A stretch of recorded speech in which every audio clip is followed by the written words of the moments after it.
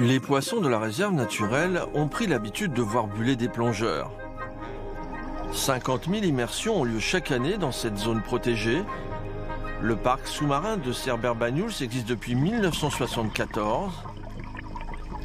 Le bateau du XAT s'est amarré sur l'une des bouées fixes de Cap-l'Abeille. Un mouillage installé sur l'un des sites les plus fréquentés de la réserve. Ah, c'était magnifique.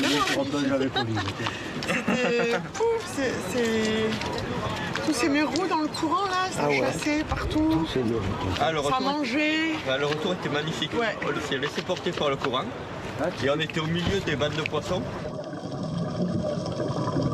Il y a 25 ans, quand on voyait un mérou dans la semaine, on était content. Et là, on a plongé, on en a vu plusieurs. Donc la réserve, ça fonctionne très très bien.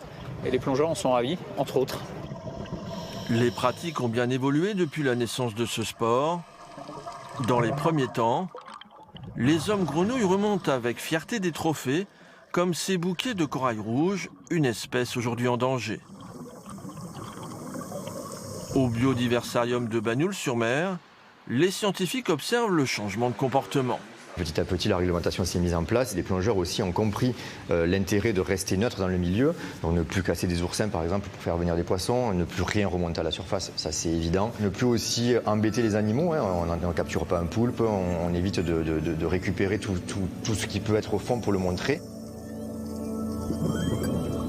De nos jours, c'est plutôt la surfréquentation de plongeurs qui pose problème au milieu marin. Il y a un impact de la plongée qui est lié à de l'érosion, à de l'abrasion, hein, lié aux palmes, lié au fait qu'on va s'accrocher sur les rochers. Et ce qu'on voit de plus en plus aussi maintenant, c'est l'effet du bruit. Le bruit des bulles qui va générer en fait des nuisances sonores sur l'environnement marin. Et quand on va voir les mérous en plein été, au moment de leur reproduction, qu'on rentre là en horde de plongée avec du bruit qui est généré alors que les mâles sont en train de faire des bruits pour appeler les femelles par exemple, évidemment ça peut avoir un effet perturbateur. À l'inverse, l'engouement pour la plongée, c'est aussi des milliers d'yeux attentifs à ce qui se passe sous la surface. On n'a pas revu les sèches ce matin. Tu sais, on avait vu des sèches, ça c'était super. Ouais, non, les sèches c'est super parce que tu les vois vraiment changer de couleur. Ah oui. Pour limiter les nuisances, une solution consiste à créer de nouveaux spots de plongée. Ce sera bientôt possible avec l'extension de la réserve naturelle. D'ici 2 à 3 ans, le périmètre devrait presque tripler pour atteindre 1700 hectares.